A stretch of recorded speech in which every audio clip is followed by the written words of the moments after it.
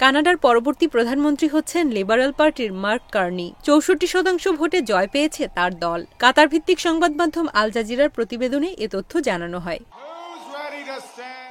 বিজয়ী ভাষণে mark Carney বলেন, মার্কিন প্রেসিডেন্ট ডোনাল্ড ট্রাম্প কানাডার মালিকানা নিতে দেশবাসীকে বিভক্ত করার চেষ্টা করছেন, কিন্তু তা কখনোই হবে না। এদিকে তার নিকটতম প্রতিদ্বন্দ্বী কনজারভেটিভ নেতা পিয়েরে পোয়েলিয়েভ্রে পরাজয় মেনে নিয়েছেন। 343টি আসনের মধ্যে সরকার গঠনের প্রয়োজন 172টি আসন।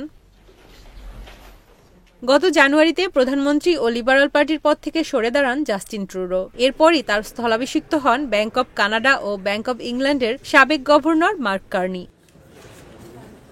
কানাডার নির্বাচনের আগে দেশটিকে নিয়ে বিতর্কিত মন্তব্য করেন মার্কিন প্রেসিডেন্ট ডোনাল্ড ট্রাম্প। তিনি কানাডার পণ্যে শুল্ক আরোপের হুমকি দেন এবং কানাডাকে আমেরিকার 51তম অঙ্গরাজ্য করার প্রস্তাবও রাখেন।